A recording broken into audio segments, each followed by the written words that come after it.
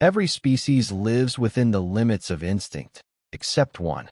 Homo sapiens, fragile in body, infinite in imagination, became the architects of worlds. We tamed fire, language, and myth. We built cities, nations, religions, and revolutions, not from stone, but from stories. History is not just the march of events. It's the evolution of meaning. We became the storytelling animal, able to believe, unite, destroy, and rebuild. This is the journey from biology to mythology, from survival to civilization. This is not just the story of humanity, it's the story of us. 70,000 years ago, humans were just another animal, one species among many, limited by instinct and immediate needs. Then, something invisible stirred: imagination. We began to tell stories, to invent shared myths, gods, clans, and nations. Through these fictions, we could cooperate on a scale no other species could. Our power shifted from muscle to meaning, from survival to shared belief. Empires rose, money gained significance, religions shaped civilizations, all because humans could believe in things that exist only in the mind. The cognitive revolution didn't just change behavior, it changed reality itself. Thought became history, and imagination became the engine of civilization. This awakening reminds us that our greatest power has always been our ability to create, believe, and act together on ideas that exist nowhere but in the collective human mind. What unites millions of strangers? Not DNA, not force, but ideas. Money, justice, corporations, and nations are all fictions, real only because we collectively agree they exist. These shared beliefs allow humans to cooperate at scale, transforming small tribes into sprawling kingdoms, vast empires, and global systems. They are invisible yet tangible, fragile yet powerful, holding civilization together through trust, imagination, and mutual understanding. From currency to constitutions, from markets to religions, the structures of society exist because stories endure. The moment belief falters, institutions crumble, contracts fail, and order dissolves. Our greatest strength, the ability to cooperate flexibly with strangers, is inseparable from our greatest vulnerability, the myths we choose to uphold. Recognizing this is not cynicism, it is insight. By understanding the power of shared belief, we glimpse the invisible architecture that shapes our lives, our choices, and our world. We like to think that farming liberated humanity, that the shift from foraging to cultivating crops was a triumph of freedom. But history tells a subtler truth. When humans began sowing wheat, barley, and rice, it seemed like progress, stability, regular food, and the promise of abundance. Yet the grains did not simply obey us, they shaped us. Wheat demanded labor, permanent settlements, social hierarchies, and obedience to the seasons. Populations surged, but individual well-being often declined. Life became harder, not easier, and humans became enslaved to their own creations. The agricultural revolution teaches that progress is not always liberation. Comfort and security may come at the cost of autonomy, and what seems like advancement may quietly bind us to routines, hierarchies, and responsibilities we did not freely choose. In understanding this, we see that growth and freedom are not always aligned. As human societies expanded, the simplicity of small tribes could no longer sustain millions of people. We needed order, a structure to coordinate, govern, and legitimize authority. Out of imagination, we built hierarchies, kings, priests, and social classes. These systems were not dictated by nature, but by shared stories, narratives we collectively accepted. They told us who we were, where we belonged, and what we owed one another. Religion, law, and monarchy became the invisible scaffolding of civilization. Fiction became foundation, belief became law. The power of these shared myths is subtle yet absolute. Harari reminds us that civilizations do not rest on objective truth, but on human agreement. And when such agreement is repeated over generations, it solidifies into reality itself.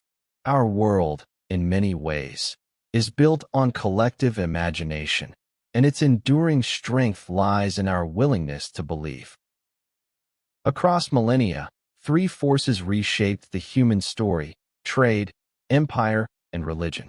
These currents carried people, goods, and ideas across continents, weaving connections that transcended local tribes and customs. Markets linked distant lands. Empires imposed shared rules. Religions offered universal meaning.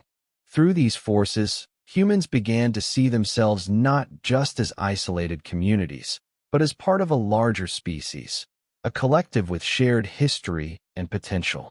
Yet unification is never without cost. Languages fade, traditions vanish, and unique cultures are absorbed or erased. Every step toward global cohesion comes with trade-offs. Harari's reflection is clear: progress is double-edged.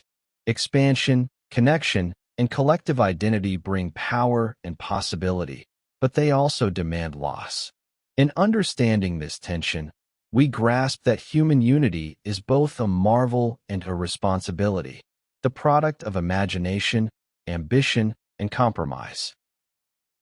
For tens of thousands of years, humans lived under the illusion of certainty.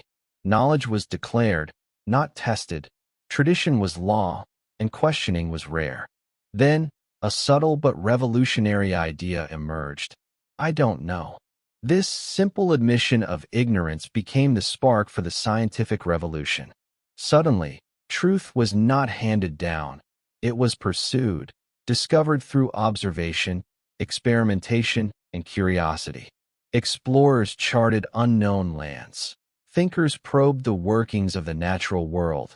Questions, not answers, became the compass of civilization. Harari reminds us that progress is not a triumph of what we know, but of the courage to acknowledge what we don't. The greatest leaps come when we embrace uncertainty, challenge assumptions, and turn curiosity into collective discovery. Science, at its heart, is the organized pursuit of humility, a recognition that the more we know, the more we realize how much remains to be uncovered. Steam, coal, and steel reshaped the human story. Machines extended our reach, accelerated our lives, and transformed the very rhythm of existence. Cities rose where fields once sprawled. Factories hummed where hands once tilled the soil, and efficiency became the new measure of worth. Wealth multiplied, but so did inequality. Comfort grew, but so did disconnection. Harari's warning is clear. Every revolution grants unprecedented power, yet extracts something essential from our humanity. Progress is never free. The Industrial Revolution didn't just change how we work, it changed who we are. It reminds us to ask not only what we can produce, but what we become in the process. When machines shape our days and speed shapes our decisions, the real question is, are we masters of technology, or is it quietly mastering us? Understanding this paradox is the key to navigating modern life with wisdom, purpose, and presence. Capitalism emerged as the world's new religion, complete with its own creed and rituals. Its commandment is growth. Its temple is the market. It promises freedom, yet requires faith in credit, in innovation, in the idea that endless expansion is both possible and desirable. Billions have prospered under this system, yet prosperity comes with its chains.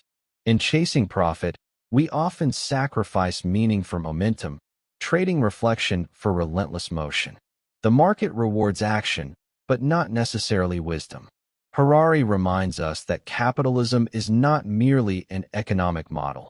It is a collective belief system, a faith that shapes behavior, society, and even imagination. Progress, when treated as a sacred pursuit, risks becoming an illusion. Understanding this faith is essential because only by seeing its unseen rules can we navigate its power without losing sight of our humanity, purpose, and freedom. Once, humans feared the power of nature, storms, predators, famine. Today, the tables have turned. It is nature that bends to our will and sometimes trembles at our touch. We've altered the climate, reshaped oceans, and rewritten the very code of life itself. In our pursuit of mastery, we have become architects of the planet, capable of creation and destruction on a scale no other species has known. Yet with this unprecedented power comes profound responsibility. Our tools have outpaced our wisdom. Our knowledge has outgrown our restraint. Every innovation carries consequences. Every choice shapes ecosystems and futures. Harari challenges us to recognize that the Anthropocene is not merely an era of technological achievement. It is a mirror of our values and foresight. The question is not what we can do, but what we will choose not to do. Our restraint, imagination, and ethical clarity may determine whether we thrive or falter as stewards of Earth. Humans no longer simply adapt to the world. We are beginning to design it. With gene editing, artificial intelligence, and the merging of mind and machine, we are stepping onto the threshold of a new species, self-created, self-evolving, and increasingly autonomous from natural selection. Every technological advance grants power, yet also poses profound ethical dilemmas. As we gain the ability to redefine life, to enhance intelligence, and perhaps even to create consciousness, we must ask, what does it mean to be human when human itself becomes a choice? Harari reminds us that the question is not only where we came from, but who we will become. The future will not simply unfold. It will be designed, crafted, and shaped by our decisions. In this era of unprecedented possibility, wisdom, humility, and reflection are more essential than ever, guiding us as architects of our own evolution and custodians of the life we create. Sapiens is more than a chronicle of human events. It is a mirror held up to ourselves. It reveals our creativity, our ingenuity, our capacity for cooperation, but also our blindness, our cruelty, and the fragility of our shared myths. Every revolution, from the cognitive awakening that gave us imagination, to the agricultural chains of labor, to the machines of the industrial era, and now the self-designed life of the technological age, has expanded our power while testing our wisdom. To navigate the future, we must first understand the path that brought us here.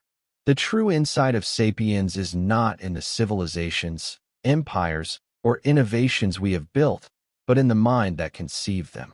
History is not merely a record of what happened. It is a reflection of who we are, of our choices, and of the possibilities that still lie ahead. By studying the past with awareness and reflection, we equip ourselves to shape a future that honors both our ingenuity and our humanity. You've been listening to Sapiens, a brief history of humankind, brought to life by the Audiobook Chamber.